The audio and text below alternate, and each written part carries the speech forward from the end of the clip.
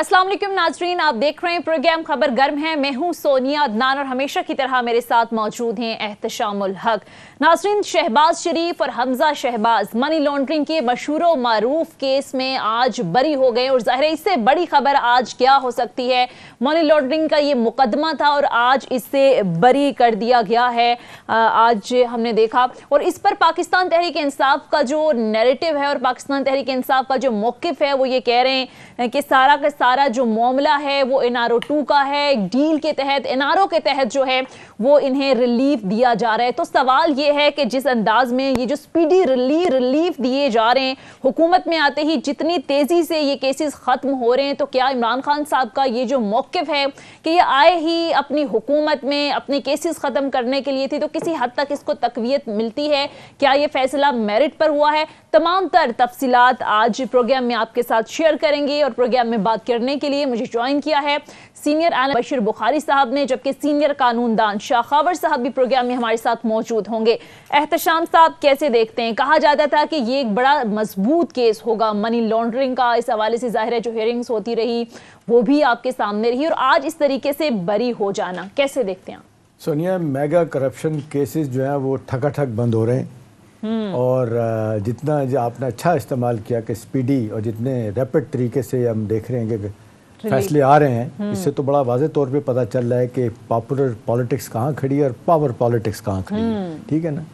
और फिर ये जो सवालिया निशान लोगों ने उठा दिए आधारों पे भी, उसके बाद फिर नैब के बारे में और पोलिटिकल इंजीनियरिंग, और फिर ये कि जी गवर्नमेंट ऑफ द डे जो है ना वही सब कुछ करा सकती है, जो फैसले होते हैं वो अपनी हुकूमत में आने के बाद लोग फैसले करवा लिए करते हैं। कुछ लोगों का ख्याल है कि आपको अगली हुकूमत आएगी इन केसेस को भी खोल देगी। हाँ। ये मजाक सारी ज़िंदगी चलता रहेगा और मैं और आप आदमी और आप जो है ना वो भुगतते रहेंगे। सवाल तो इस वक्त ये है कि भी नैब का लॉ, अब जो 2005 का अमेंडेड लॉ है, तो उसको जिस तरह तब्दील किया गया, तब्दील करने के बाद उसको कैसे किसके ख़िलाफ़ इस्तेमाल किया गया, ये कहानियाँ तो सब जगहों पे आ रही हैं। लेकिन सवाल ये है कि ये जो 16 बिलियन रुपए की मनी लॉन्ड्रिंग थी, ये केस FIA ने बनाया था, 3 साल पहले बनाया था।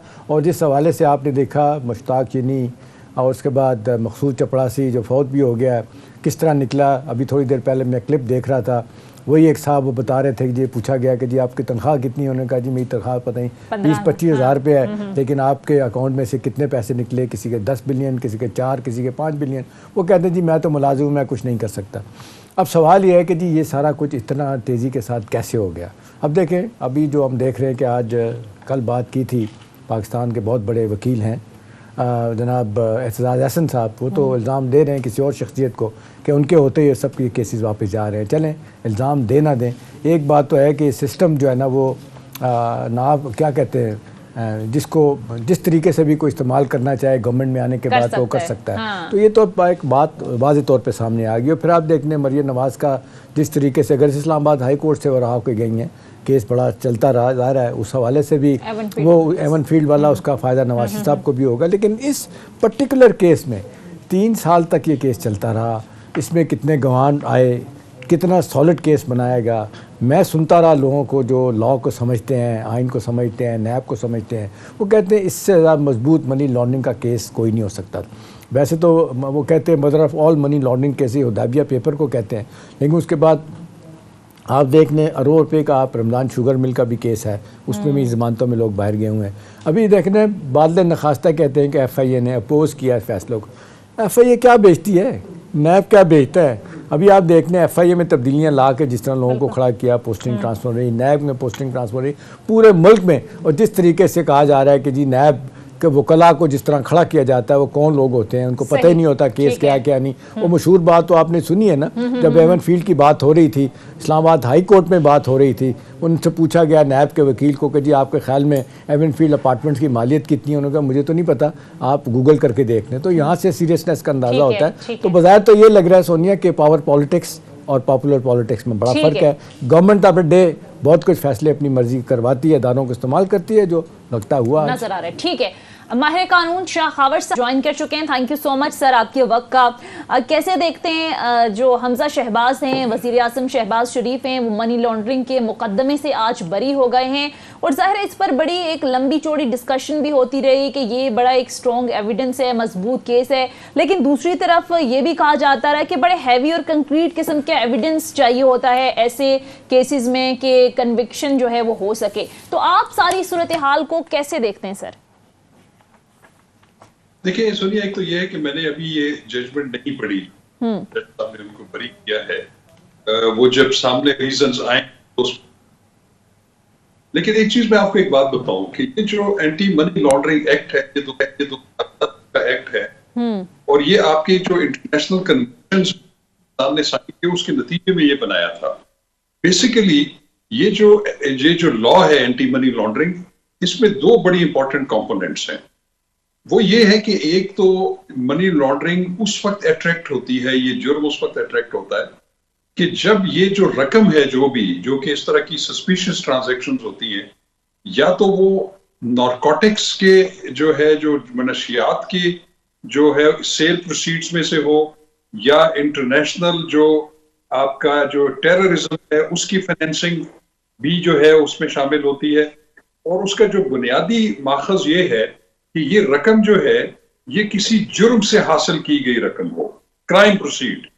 तो उसमें देखिए बात ये है कि उसका स्टार्ट कहाँ होता है। यहाँ होता है कि कोई भी अगर कोई ऐसी ट्रांजैक्शन हो रही है बैंक में, एक बंदा है वो उसकी जो टोटल सालाना अगर उसका जो बैंक ट्रांजैक्शन है वो 50 लाख रुपया है और उसके अकाउंट में 1 अरब रुपया आ जाता है और वो 1 अरब जो है वो ट्रांसफर करता है, उसको रिसीव हो रहा है, तो उस पे ये एक स्टेट बैंक की एक पॉलिसी है, उसमें एक फाइनेंशियल जो है एक यूनिट बना हुआ है जो कि किसी भी बैंक मैनेजर का ये काम है कि कोई इस तरह की जो अननेचुरल किस्म की ट्रांजैक्शन हो रही हो, सस्पिशियस ट्रांजैक्शन हो रही हो, तो FMU उसको कहते हैं, फाइनेंशियल मैनेजमेंट यूनिट, वो फौरन उसको इसकी इत्ला करे। और वो जो FMU है वो फिर बाकायदा उसके बारे में उसकी एक कमेटी बनवाए और उसके वो FIA भी हो सकती है, वो एंटी नारकोटिक्स फोर्स भी हो सकती है, वो NAB भी हो सकती है, किसी भी इन्वेस्टिगेटिंग एजेंसी को वो उसको दे सकते हैं और वो उसकी इंक्वायरी करने के बाद जब इस नतीजे पर पहुंचे कि ये जो रकम है जिसकी ट्रांजैक्शन हो रही है ये जुर्म से हासिल की हुई रकम है, इल कॉटन मनी है, ये प्रोसीड ऑफ क्राइम है। शाह खावर साहब, माजूद के साथ जो नुक्ता मैं चाहता हूं आप इसको जरा बेहतर तरीके से बता सकते हैं। ये जो सस्पिशियस किस्म की एक्टिविटीज के जरिए पैसा आता है, आज जो जज साहब का फैसला है वो एक चीज के गिर्द घूमता है। वो कहते हैं कि जी डायरेक्ट कोई बैंकिंग ट्रांजेक्शन से पैसा जो है ना बराह रास्त शहबाज शरीफ साहब और हमजा के अकाउंट में नहीं आया। वो सस्पिशन ट्रांजेक्शन वाली बात तो फिर खत्म ही होगी, उसको तो नोटिस ही नहीं लिया गया उसका। जी आपकी जरा आवाज मुझे कट रही है लेकिन मैं आपकी बात को समझ सकता हूँ कि उसमें उन्होंने जो ये होल्ड किया है कि इसमें शहबाज शरीफ साहब और हमजा शहबाज जो है उनके डायरेक्ट उनका कनेक्शन जो है वो नजर नहीं आ रहा, वो ट्रांजैक्शंस उनकी नहीं हुई और गालबन वो उनके जो दूसरे बेटे हैं उनके बारे में ज्यादा वो किया जा रहा है कि शायद उनके वो ज्यादा बेनिफिशरी है इसके। ये तो एक अपना एक कंपोनेंट हो सकता है, लेकिन चूंकि मैं एक कानून का तालिब इल्म हूं और जब तक हमने जजमेंट ना पढ़ी हुई हो तो उसके बारे में हम कोई ऐसी कंक्लूसिव राय दे नहीं सकते। लेकिन मैं जो आपको एक बात बता रहा हूं कि इस तरह के केसेस कैसे बरी होते हैं, वो इस तरह होते हैं कि वो जो कानूनी तकाजे होते हैं, जो कि रिक्वायरमेंट्स होती हैं, वो प्रोसीजर जो अडॉप्ट करने होते हैं, वो इन्वेस्टिगेटिंग एजेंसी उस तरीके से वो प्रोसीजर्स अडॉप्ट नहीं करते। फिर जब वो प्रोसिक्यूशन जो है वो उसी एक कमजोर इन्वेस्टिगेशन के केस को जब प्लीड करती है कोर्ट में और उसमें जो बुनियादी आइन कानूनी और तकाजे और उसके प्रोसीजर जब अडॉप्ट नहीं हुए होंगे तो फिर वो इस तरह की 265 की एप्लीकेशंस जाती हैं और ट्रायल किए बगैर वो कोर्ट्स के पास इख्तियार होता है कि वो कहती है कि जब ये चीजें पूरी नहीं है जो बुनियादी जो है जरूरियात है इस केस की, तो फिर होती है, आप ये कह रहे हैं।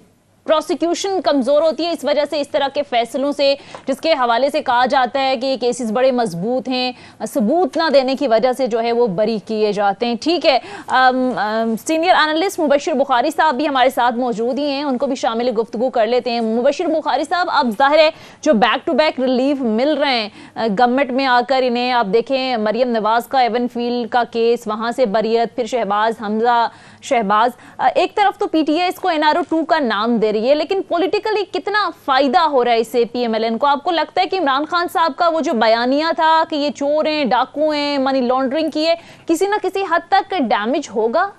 तारण साहब तो कहते हैं वो बयानिया दफन हो गया, इमरान खान साहब का इंतकामी बयानिया वो कहते हैं। आपको भी ऐसे लगता है बुखारी साहब? देखिए, अर्ज ये करूं, एक दो चीजें पहले मैं क्लैरिफाई कर दूं। एहतशाम साहब ने बिल्कुल ठीक कहा कि नैब जैसे अदारे जो होते हैं जहां खुद वीकनेसेस के शिकार होते हैं, उन पे इन्फ्लुएंस होता है हुकूमतों का।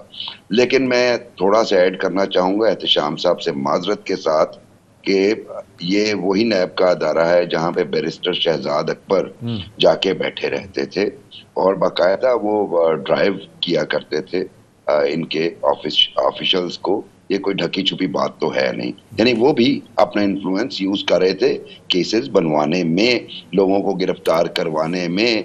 बल्कि नैब बाद में काम किया करता था, पहले ही शहजाद साहब इंडिकेशन दे दिया करते थे कि जी आप देखिए अगले 3 दिन में 3 विकेटें गिर जाएंगी, 4 गिर जाएंगी, इस तरह के मामलात आपके सामने ही हैं। दूसरी, मेरी शहजाद अकबर साहब से मुलाकात हुई लाहौर गवर्नर्स हाउस में, फवाद चौधरी साहब के साथ तशरीफ लाए थे, तो इस केस के बारे में मैंने पर्टिकुलरली उनसे क्वेश्चन किया कि शहजाद साहब आपने हाइप बहुत क्रिएट की है, और जो उनका जवाब में जेस्चर था या बॉडी लैंग्वेज थी, उससे मुझे ये लगा कि वो खुद भी मायूस हैं, क्योंकि उन्होंने कहा देखिए तकरीबन 450 के करीब अकाउंट्स थे और उनमें से हमने जो है 100 को स्कैन किया है, जिसका मतलब है कि 100 विटनेसेस भी जरूरी हैं और इस तरह का मामला है, बड़ा हेक्टिक किस्म का प्रोसेस होगा अगर ये सारा कुछ हो गया। तो उसी दिन ये अंदाजा हो गया था कि ये केस जो है ये उड़ जाएगा, क्योंकि जितना पेचीदा केस हो, शाह खावर साहब इधर बैठे हैं,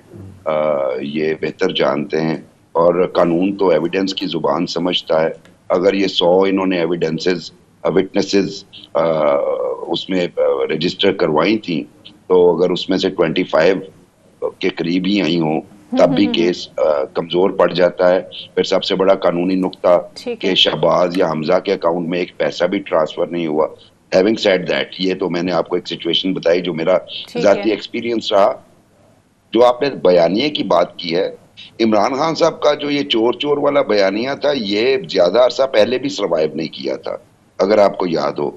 वो चोर का बयानिया तो अब एडिशनल उनका एक डिक्शन बन गया है, वरना आप देखें ये चोर के बयानिए के साथ वो शुरू हुए, जब उनकी अपनी पॉपुलैरिटी ग्राफ नीचे गिरने लगा तो उन्होंने दूसरे बयानिए जैसे रियासत मदीना का बयानिया वो देना शुरू कर दिया, और उसके बाद उन्होंने मजहबी टच ज्यादा देना शुरू कर दिया, और फिर एंड पे अमरीकी साजिश वाला बयानिया है, उन्हें फिर इख्तियार करना पड़ा।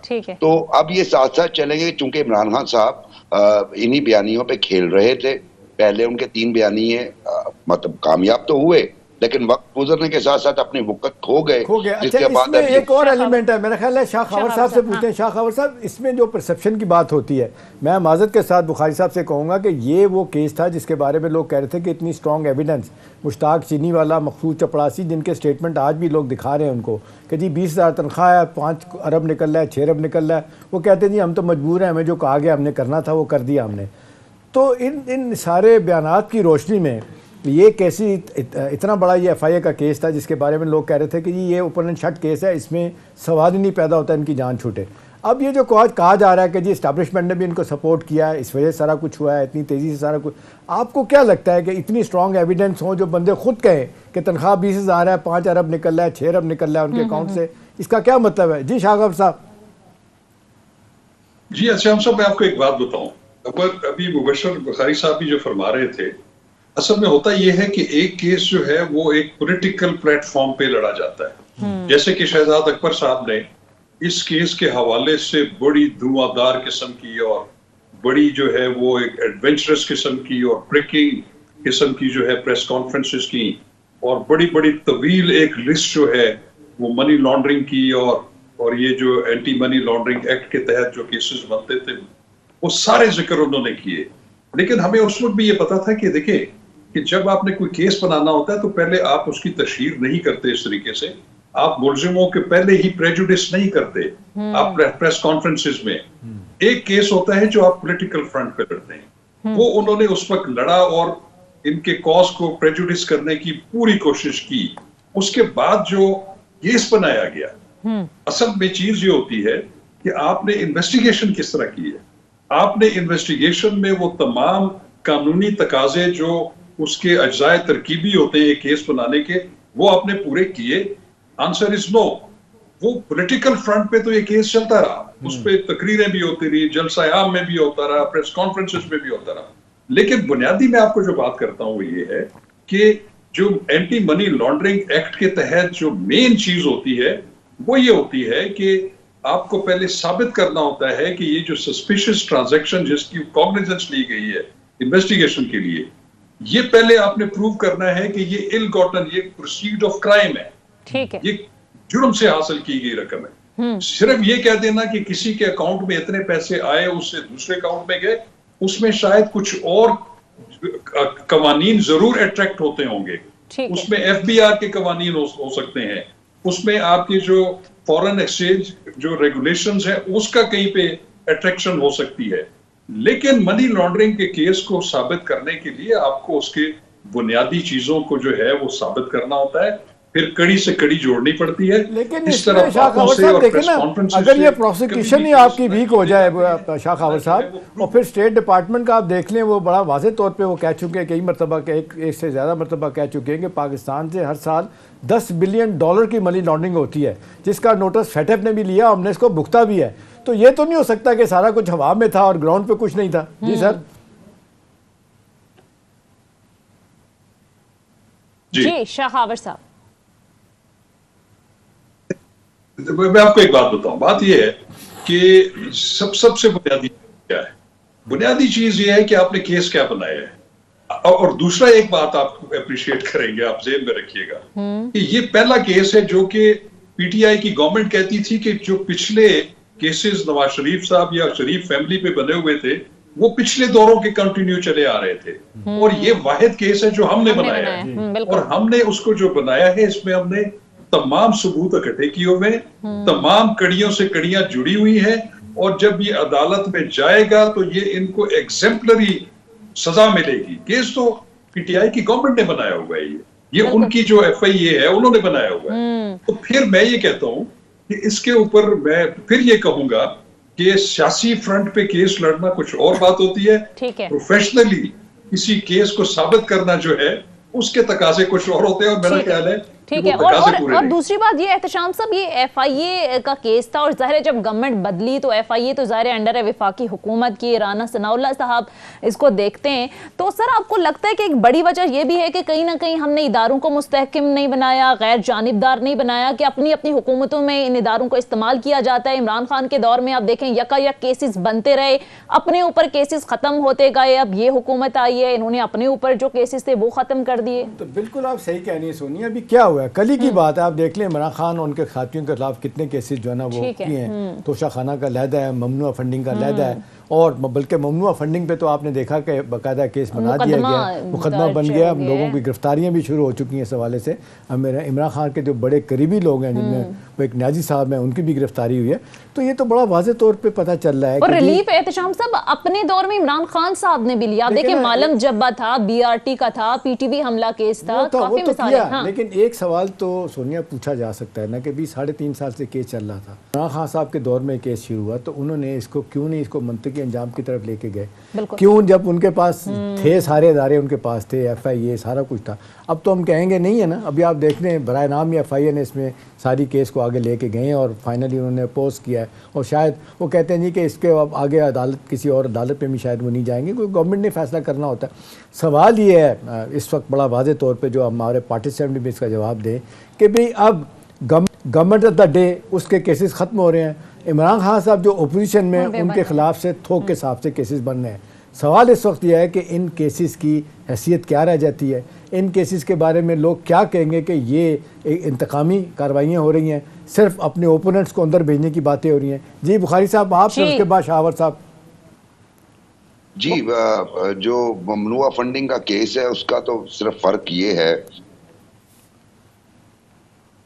जी आपको आप सुन सकते हैं बुखारी साहब? जी ठीक है बुखारी साहब, हम आपकी बात सही कर नहीं पा रहे, हम आपके पास दोबारा आएंगे और आपका कमेंट लेंगे। हम मुख्तसर ब्रेक लेते हैं नाज़रीन, ब्रेक के बाद वापस आएंगे, कुछ मजीद इश्यूज पर भी बात करेंगे। Stay with us. ब्रेक के बाद खुश आमदीद। अब एहतशाम साहब, जाहिर है इस मुकदमे से जो बरियत हो रही है और बैक टू बैक रिलीफ दिए जा रहे हैं या मिल रहे हैं, इस पर मुस्लिम लीग नून का मौक़िफ़ ये है कि हम सुरखरू हो गए हैं, जबकि पाकिस्तान तहरीक इंसाफ ये कहती है कि ये NRO 2 है। बल्कि आज अता तारड़ साहब ने इस हवाले से प्रेस कॉन्फ्रेंस की, उन्होंने क्या कहा सुनिएगा ज़रा। चलान जमा होने के बाद जब दायरा इख्तियार को चैलेंज कर दिया गया और कहा गया कि बैंकिंग कोड का दायरा इख्तियार नहीं है, तो ये केस स्पेशल सेंट्रल जज के पास आया और पिछले तकरीबन 1.5 साल से इसका ट्रायल चल रहा था। तो प्रोसिक्यूशन आकर बयानात देती थी और शहजाद अकबर साहब बार प्रेस कॉन्फ्रेंस करते थे। तो मुझे नहीं पता कि साबिक मुशीर एहतसाब किस मुल्क में कयाम पजीर हैं और क्या वो आके जवाब देना पसंद करेंगे कि जो उन्होंने कई घंटे FIA के दफ्तर में लगाए, तो जो ये सारी तर्जुमानों की फौज जफर मौज थी जो दिन रात एक ही राग अलापती थी, मनी लॉन्ड्रिंग 16 अरब, मनी लॉन्ड्रिंग 16 अरब, मकसूद चपड़ासी मुश्ताक चीनी, मकसूद चपड़ासी मुश्ताक चीनी। अल्लाह ताला का बहुत करम है कि कोई मनी लॉन्ड्रिंग नहीं, कोई करप्शन नहीं, कोई किकबैक नहीं और किसी किस्म का इल्जाम साबित नहीं हो सका। मुबशिर बुखारी साहब, आपको लगता है कि इस बात में कहीं ना कहीं जाहिर है PMLN का मौक़िफ़ दुरुस्त भी है कि उस वक्त शहजाद अकबर साहब जिस तरह से लंबी प्रेस कॉन्फ्रेंसेस करते थे और कहते थे ये जनाब सबूत और ये बड़ा जाहिर है एविडेंस है हमारे पास, तो अब दूसरी तरफ पाकिस्तान तहरीक इंसाफ के पास भी 3-3.5 सालों का टाइम था, मौका था कि वो इस केस को मेरिट पर साबित कर लेती। जी बिल्कुल, मैं इत्तेफाक करता हूँ और यही हमारे जुडिशियल सिस्टम पे एक क्वेश्चन मार्क भी है, या हमारी जो प्रोसिक्यूशन है उसकी कमजोरी दोबारा जाहिर होती है। और आपको इमरान खान साहब के दौर में ही याद होगा कि बहुत सारे नैब के केसेस जब हायर कोर्ट्स में या सुप्रीम कोर्ट में जाते थे तो जजेस जो हैं वो बाकायदा उन्होंने स्नब किया कई दफे प्रोसिक्यूशन को कि आप क्या उठा के ले आए। इस तरह के कई वाकयात रिपोर्ट हैं आपके सामने हुए हैं, तो ये हो सकता था। लेकिन जो बात कही है ना एहतशाम साहब ने, वो बिल्कुल ठीक है। अब केसेस बनते कैसे हैं, आपको याद होगा आसिफ जरदारी साहब के खिलाफ कई केसेस बने थे, तमाम केसेस में एक्विटल हुआ और 11 साल उन्होंने जेल बगैर किसी कन्विक्शन के काट ली। इमरान खान साहब का दौर आया, बहुत आज वो बोलते हैं कि जी उन्होंने बड़ा ये किया वो किया, दोबारा तमाम केसेस को इन्वेस्टिगेट करवा लेते, री इनिशिएट करवा लेते तो कोई हर्ज नहीं था। लेकिन यूं ही महसूस होता है कि पॉलिटिशियंस के खिलाफ बहुत से केसेस जो हैं वो पॉलिटिकली मोटिवेटेड होते हैं और यकीनी तौर पे प्रोसिक्यूशन कोई ऐसी चीज नहीं निकाल पाती। क्योंकि इस केस के हवाले से तो मैंने पहले अर्ज किया कि मेरी जाती गुफ्तगू हुई और मुझे शहजाद अकबर साहब की बॉडी लैंग्वेज से अंदाजा हो गया था कि इस केस का कोई मंतकी अंजाम इस तरह का नहीं निकलना जिस तरह का शहजाद साहब अपने प्रेसर्स में या न्यूज कॉन्फ्रेंसेस में क्लेम करते हैं। और वो वैसा ही हुआ जो हमारी उस वक्त की हमने जो फील किया उनकी बॉडी लैंग्वेज से। तो बुनियादी तौर पे बात वही है कि आज मैं हूं तो मेरे हाथ में लाठी है, मैं हाँकूंगा लेकिन नताइज नहीं देखूंगा। कल को मेरा मुखालिफ आएगा, वो जो मैंने पुश किया था वो उसको अंडू कर देगा और मेरे खिलाफ शुरू। ठीक है, शायद आवाज में कोई सोनिया इसमें एक और एलिमेंट भी है ना। देखें हाँ। अभी ये 2 बड़े केसेस हैं जिनके बारे में हुकूमत कहती है कि हमने PTI की हुकूमत कहती थी हमने बनाया है, जिसमें एक ये आपने देखा 16 अरब की मनी लॉन्ड्रिंग का केस FIA के जरिए PTI ने करवाया। दूसरा PTI के दौर में राना सनाउल्ला पे 20 किलो हेरोइन का केस भी बना था, ठीक है, जिस पे हमारे मौसूफ वजीर जो है कश्मीर के, उन्होंने ला इलाहा इल्लल्लाह मोहम्मद रसूलुल्लाह पढ़ के कहा था ये मैं गवाह हूँ, ये हूँ सारा। अब जब बाद में सवाल पूछा गया तो उन्होंने इल्ज़ाम लगा दिया किसी और तरफ। फवाद चौधरी साहब ने कहा था कि नहीं बनना चाहिए। देखिए बाद में उन्होंने कहा नहीं बनना, ऐसे ही कहा नहीं बनना चाहिए, जैसे काजी ईसा फाइज पे केस बना था कि नहीं बनना चाहिए। देखिए अब बात ये सुनिए कि एक बात तो हम नहीं भूल सकते, वो ये है कि जब भी किसी केस को ख़राब करना होता है, प्रोसिक्यूशन उसकी किसी और तरफ चल पड़ती है, इन्वेस्टिगेशन का मंबा किसी और तरफ चल पड़ता है। अभी आप देख लें जिस तरीके से एक ही पॉइंट पे सारी गेम बनाई गई या बनी सामने नज़र आई, उसका जवाब एफआईए के पास नहीं था। जी क्या डायरेक्ट कोई पैसा जो है ना बैंकिंग चैनल से इनके अकाउंट में आया? तो नहीं आया। लिहाजा नहीं आया तो उन्होंने बाकी चीज़ें जो सस्पिशियस अकाउंट होते हैं उसकी बात उन्होंने ली नहीं। अब अगला जो मरहला है वो इस पर ये देखने वाला है कि 7-8 महीने तो हो गए ना इस हुकूमत को आए हुए।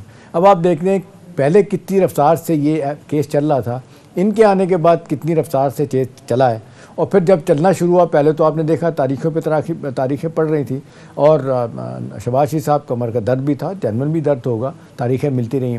फिर उसके बाद पिछले चंद दिनों से ये बड़ी तेज़ी के साथ जब मफाहमत हुई अदारों के साथ उनकी, उसके बाद कहा जाता है इसका बिल्कुल जिसको कहते हैं मंबा वो बिल्कुल तब्दील हो गया।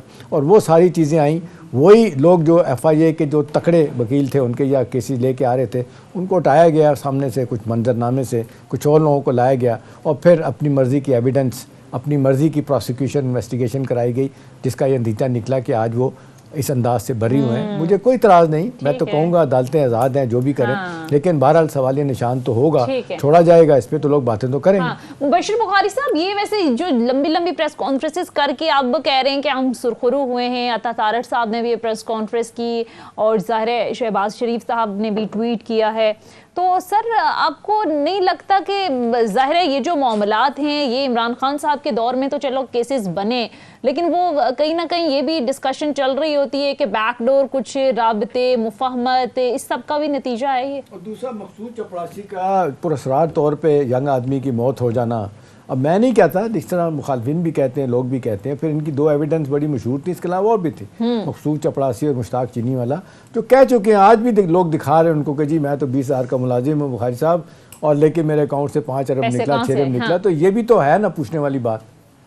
जी अच्छा, इस पे एहतशाम भाई, 1-2 दफे जब हमारी मुस्लिम लीग नवाज के लोगों से बात हुई और अगर मैं कहूँ कि एक साहब जो इस केस में इन्वॉल्व थे, उनका बात यह है कि हमारे जो ट्रांजैक्शंस होती हैं, अगर पेमेंट करनी हो समटाइम्स तो आप अपने मैनेजर्स या मुलाजमों के अकाउंट से कर देते हैं। समटाइम्स ये होता है कि आपका अकाउंट जो है वो उसमें पॉसिबल नहीं होता। अच्छा, मैं कोई जस्टिफिकेशन इसकी नहीं दे रहा, लेकिन इस तरह की बात उन्होंने कही। ओके, मैं आप कॉरपोरेशंस में देख लीजिए, कई जो मैनेजर्स हैं वो जाती अकाउंट से उनकी ट्रांजैक्शन हो रही होती है, लेकिन उसके पीछे भी कोई ना कोई ऐसी रीजन होती है मेरे जाती ख्याल में अकाउंट्स को छुपाने के लिए। ये बात ये रेजोनेट करेगी बिल्कुल एहतशाम साहब कि ये कैसे हो गया, लेकिन एक जो डिफरेंस मैं पॉइंट आउट करना चाहता हूँ वो ये है कि आप हमजा शहबाज को ले लीजिए, शहबाज शरीफ को ले लीजिए, मरियम नवाज को ले लीजिए, सफ्तर को ले लीजिए, मियां नवाज शरीफ को ले लीजिए, और दूसरी तरफ पीपल्स पार्टी के लोग ले लीजिए, आसिफ जरदारी, उनकी हमशीरा फरियाल तालपुर, खुर्शीद शाह, और बड़े एक लंबी लिस्ट है। तमाम के तमाम लोगों ने जेलों में टाइम तो गुजारा है, कहीं ना कहीं इन्वेस्टिगेशन एंड इंटेरोगेशन बहुत फेस की हैं। इमरान खान साहब अभी तक लकी हैं, जो केसेस तो उनके खिलाफ रजिस्टर हुए हैं, लेकिन अभी तक इंटेरोगेशन का सामना उस तरह नहीं करना पड़ा, जेल भी नहीं गए। तो ये जो अजीबोगरीब सा ये डिफरेंस 6 महीनों में कह रहे हैं 24 से ज्यादा एफआईआर मुझ पे दर्ज हो चुकी हैं, कई मुकदमे बना लिए हैं। वो कह रहे हैं एक मुकदमा रह गया बुखारी साहब, वो कहते हैं कि चाय में रोटी डुबो के जो है ना मैंने खाई है, उसका एक मुकदमा रह गया नहीं हुआ। विक्टिमाइजेशन तो यहाँ पे भी कम नहीं हो रही। मुझे एहतशाम साहब ऐसे अवाम चूंकि देख रही है, आसिफ जरदारी साहब के खिलाफ जब मंशियात का मुकदमा बना था तो उसमें ये ले आए एक विटनेस को, बड़ी स्ट्रॉन्ग विटनेस, हाजी मोहम्मद अयूब खान अफरीदी साहब की, जो इंटरनेशनल लेवल के उनका कनेक्शन से, और ये सोचा जा रहा था भाई इनके जी स्मगलर थे, और ये सोचा जा रहा था इनकी विटनेस के बाद जरदारी साहब तो हैंग हो जाएंगे। वो जब आए तो उन्होंने आके कोर्ट में ये बयान दिया कि जनाब अली मैंने अल्लाह को जान देनी है। मैं जब आया था तो मुझे फलां लोगों ने पूरी रात पट्टी पढ़ाई कि मैंने ये कहना है, लेकिन मैंने अपनी कब्र में जाना है, इस बंदे से ना मेरा लेन देन रहा है, जिंदगी में देख पहली दफे रहा हूँ। तो इस तरह के केसेस भी पाकिस्तान में बने हैं। और देखें तो आपने बुखारी साहब अयूब अफरीदी का नाम लिया है तो मुझे एक किस्सा याद आ गया, जो जनरल लिया, जो सेक्रेटरी जनरल फौत हो गए, मैं नाम भूल रहा हूँ उनका, फॉरेन ऑफिस के, उन्होंने हमें सुनाया था। वो उन्होंने कहा कि जब पीक पे थी अफगान वॉर और अमेरिकन इतना पैसा डॉलर पे डॉलर भेज रहे थे, उनको ख्याल आया कि यार इतनी बड़ी सदी की हमारी जंग है रूस के खिलाफ, तो पैसे का क्या किया जाए। उन्होंने फिर इलाका गैर में अयूब आफरीदी को हायर किया, उसको एक बाकायदा मशीन ला के दी, वो जाली नोट वहाँ पे छपते थे। उसके बाद वो कहते हैं अफगान वार ख़त्म हो गई तो वो उसको कहा गया कि यार इसको बंद कर दो छापना, उसने मना कर दिया कि नहीं। फिर डीमोनेटाइजेशन हुई, वो कहते हैं कि अमेरिका के डॉलर की, इस हद तक मामला चला गया। तो अमेरिकी तो यूज़ करते हैं हम लोगों को इस तरह। जी जी बिल्कुल, वो गालिबन वो मशीन वापस भी नहीं थी की गई, आप जहाँ फरमा रहे हैं। जी। हाँ जी, तो मैं अर्ज कर रहा था कि ये मंशियात केस का जो मैंने हवाला दिया, इस तरह के केसेस भी पाकिस्तान में बने हैं। तो मेरा जाती ख्याल ये है कि वही बात जो कानून का नुक्ता है कि आप बंदे के खिलाफ पहले इन्वेस्टिगेशंस कंप्लीट कीजिए, स्ट्रॉन्ग एविडेंस लीजिए और उसके बाद बंदे को अरेस्ट कीजिए और प्रोसिक्यूशन को स्ट्रॉन्ग कीजिए। तो उसके बाद ही हम पहुंचेंगे किसी ऐसे मंतकी अंजाम की तरफ जहां पे दूध का दूध पानी का पानी अलहदा हो जाए, वरना ये सिलसिला चलता रहेगा। और एक अहम बात सोनी और एहतिशाम साहब, कैपेसिटी बिल्डिंग हमारे प्रोसिक्यूशन की और इन्वेस्टिगेटर्स की इंतहाई जरूरी है। पाकिस्तान में 3 अदारे करप्शन के हवाले से काम कर रहे हैं, नैब, FIA और एंटी करप्शन। तीनों के ऑफिशियल्स की कैपेसिटी बिल्डिंग के बाकायदा रिफ्रेशर कोर्सेज होने चाहिए जदीद तरीकों की बुनियाद पर, और उसके बाद ही शायद ये इस काबिल होंगे। लेकिन एक चीज मैं इजाफा कर दूं, ये जोखे ना इमरान खान साहब कहते हैं 1100 अरब रुपए की मनी लॉन्ड्रिंग के केसेस खत्म हो गए, 200 लोगों के केसेस छूट गए हैं, वो उनको बरी कर दिया गया। इन 200 में से मेरा ख्याल है शायद 100 से ज़्यादा ऐसे लोग भी होंगे जिनको, कुछ लोगों को मैं भी जानता हूँ, जिनका कोई कसूर नहीं था। वो अपने दफ्तर से फाइल उठा के दूसरे दफ्तर में गई है तो उन्होंने कहा जी तुम्हारे दफ्तर से फाइल गई है, उस बंदे का भी नाम डाल दिया गया। तो बेगुनाह लोगों को भी इसमें फंसाया गया इसमें। जी जी बिल्कुल ऐसा ही है, चूंकि ये तो ऐसे मौके होते हैं जहां पे हमारे अहलकार जो सरकारी मुलाजिम हैं, जो टैक्स पेयर्स की मनी से तनख्वाह भी लेते हैं, फिर उसी स्टेटस को मिस यूज और एक्सप्लॉइट करते हुए उन्हीं का गला घोंट रहे होते हैं। उनके लिए तो ऐसे मौके शानदार होते हैं। यहाँ पे एक रॉबरी हो जाए, रॉबर को पकड़ा गया है, रॉबर पकड़ा गया, उसके कुछ रिश्तेदार शरीफ भी होते होंगे, उन्हें भी उठा लिया जाता है, उनसे मनी एक्सटॉर्शन भी होती है। तो ये पूरे पाकिस्तान में ये कानून की हुक्मरानी है। तो यकीनन वो क्या घुन के साथ गेहूं भी पिसता है, तो वही मामला है। ठीक है, पॉइंट टेकन सर। अच्छा एहतिशाम साहब, अब पॉलिटिकली आपको लगता है कि ये बैक टू बैक जो रिलीफ दिए जा रहे हैं या रिलीफ मिल रहे हैं, इससे PMLN का बयानिया मजबूत होगा या आपको लगता है पॉलिटिकली फायदा होगा उनको? देखिए जी, सियासी तौर पे तो फ़ायदा ज़रूर होगा, परसेप्शन भी तब्दील होगा। जाहिर सी बात है, आम आदमी जब अदालतों की बात सुनता है, नैब की बात सुनता है, ये तो बहुत ज़्यादा जो सियासी तौर पे अवेयर लोग होते हैं या जो सियासी कारकुन होते हैं, या आपने देखा आपकी फैमिली 10, 15, 20 लोगों में 2-4 ऐसे भी होते हैं, वो आपसे मुझसे ज़्यादा बढ़ के चीज़ों को समझ रहे होते हैं, वो आर्गूमेंट से बात कर रहे होते हैं फॉर और अगेंस्ट। तो जाहिर है इतने लोग तो कम है ना, वरना तो अदालत में जो अखबारात में जो चीज़ें छपेंगी लोग उसको फेस वैल्यू पे लेंगे कि जी ठीक है। वो लोग कहेंगे जी आपको अगर एतराज़ है तो फिर आप फर्दर आप चले जाएं, इस केस के खिलाफ आप हाई कोर्ट में, सुप्रीम कोर्ट में जा सकते हैं। लेकिन है कि अब गवर्नमेंट ऑफ द डे अगर नहीं चाहेगी तो नहीं जाएंगे, अपने तौर पे कोई लेके चला जाए तो शायद वो मेरा ख्याल है केस सुने जाएंगे। सियासी तौर पे बड़ा भरपूर फ़ायदा होगा, परसेप्शन तब्दील करने में फैसला होगा, बड़ा फ़ायदा होगा। जिस तरह अता तारड़ साहब आप कह रहे हैं कि जी आपने देखा इंतकामी बयानियाँ दफन होकर रह गया, तो जाहिर सी बात है जब मरियम नवाज साहबा आपने देखा जब बड़ा हुई थी, बड़ा उनको सियासी तौर पे फ़ायदा हुआ था। नवाज शरीफ साहब ने इतनी बड़ी प्रेस कॉन्फ्रेंस की वहाँ पे, ज़ाहिर है इसी बुनियाद पे की, और वो सवाल कर रहे हैं, अदालतों से सवाल करते हैं कि मेरे 5 साल जो ज़ाय किए क्यों किए गए। तो ज़ाहिर है अगर केस आपका वीक हो और अदालतें आपको रिलीफ दे दें तो ज़ाहिर है जो मुखालिफ होते हैं उनके लिए तो चैलेंजिंग सिचुएशन बन जाती है। बिल्कुल। अच्छा मुबशिर बुखारी साहब, अब रिलीफ तो मिलना शुरू हो गए हैं। आप देखें मरियम, शहबाज शरीफ, हमजा शहबाज, दीगर जो लोग हैं, नवाज शरीफ साहब लंदन में बैठे हुए हैं और उन्होंने वापसी के लिए इत्तला दी है, कुछ मुतालबात सामने रख दिए हैं और ये कह रहे हैं कि जब तक मैं आवाम के सामने सुरखरू नहीं होऊंगा, ये जो मुझ पर केसेस बनाए थे इस पर एक कमीशन बनाया जाए, फिर मैं जब तक सुरखरू नहीं होऊंगा जब तक आऊँगा नहीं। तो कैसे देखते हैं नवाज शरीफ साहब की वापसी को? अब रिलीफ मिल रहे हैं तो उनको भी मिलेगा, वो कैसे देखते हैं? जी यकीनी तौर पर मेरा ख्याल है कि इस वक्त जितने इनके बुजुर्ग महर हैं PMLN के, ठीक है, सर जोड़ के बैठे हुए हैं कि ये जो नवाज शरीफ साहब चाह रहे हैं इसको कैसे किया जाए। कमीशन बनाया जाए ना बनाया जाए, लेकिन एक बात तय है कि उन्होंने वापस आना है। और मेरे जाती ख्याल में ये है कि शायद मरियम नवाज भी उनके साथ ही वापस आए। और मुबशर और साहब वो- ना सिर्फ वापस आना है, सवाल के जवाब में उन्होंने बड़ा ये कहा इंशाल्लाह कि चौथी मरतबा प्राइम मिनिस्टर भी मैं बनूंगा। बिल्कुल। जी बिल्कुल, वो जो अपने पे जो उनकी कन्विक्शन है उसको इसीलिए खत्म करवाने की बात हो रही है कि प्राइम मिनिस्टर बनने की ख्वाहिश भी अपनी जगह पे मौजूद है, और कम से कम अगर खुद नहीं बनेंगे तो उनकी अल्टीमेट चॉइस जो है वो मरियम ही होंगी। ये बुनियादी तौर पे उसका एक रिपीट चाह रहे हैं जब वो वापस आए थे और गिरफ्तार हुए थे कि उसी तरीके से वापस आए, लेकिन इस दफे वो कन्विक्टेड नवाज शरीफ ना हो, हाँ। बल्कि वो एक क्लीन नवाज शरीफ हो, इसलिए वो डिमांड पेश की है। तो यकीनन, और उनका आना बहुत जरूरी है मुस्लिम लीग नवाज के लिए, अपने लिए, क्योंकि देखिए खान साहब की पॉपुलैरिटी में अगर थोड़ा सा ये लीक्स की वजह से फर्क पड़ा है तो वो भी इतना ज्यादा नहीं दूसरा पड़ा। ऐसा फैमिली में भी तय हो गया है कि हमजा नहीं, मरियम नवाज ही अब जो है ना लीड ठीक है, अब देखना ये कि क्या सिनेरियो बनता है, मुस्लिम लीग नून की जो है वो किस तरफ जाती है। बहरहाल मुख्तसर ब्रेक लेते हैं, ब्रेक के बाद वापस आएंगे। Stay with us.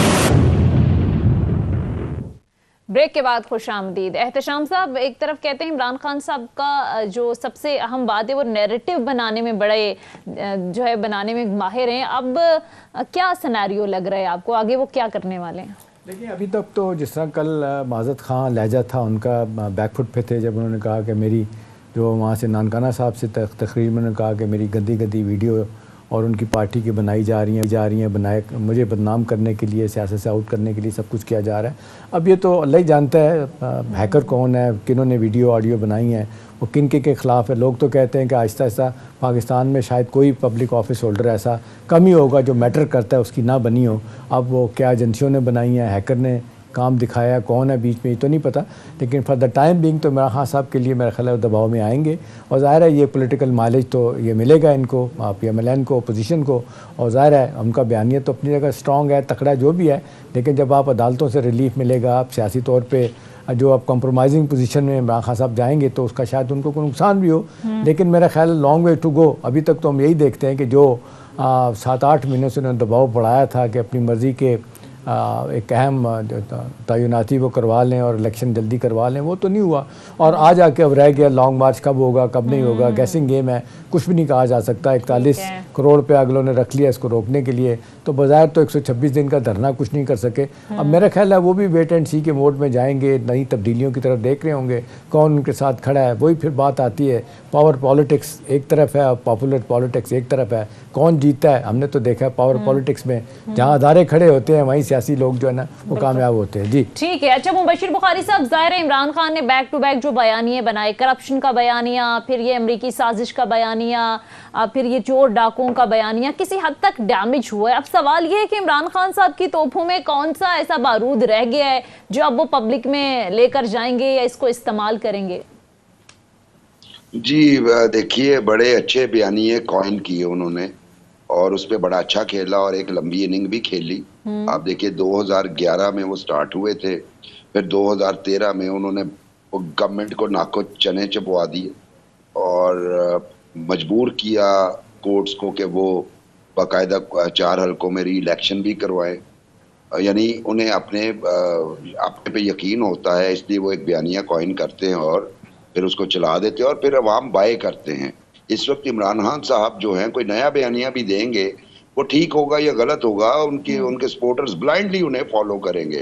तो होपफुली अभी जो बाई इलेक्शंस आ रहे हैं वो एक दफे फिर उनकी आड़ में, मुझे जाती तौर पे लगता है, ये मेरी फीलिंग है कि अगर वो 1-2 सीटों से हार गए, ये भूल जाएं कि वो 7 सीटों 8 से लड़ रहे हैं, वो 5 से जीत भी गए, वो 2 या 3 सीट से अगर हार गए तो एक नया बयानिया बनाएंगे कि इलेक्शन कमीशन ने रिगिंग की है, इलेक्शन कमीशन को रिप्लेस किया जाए।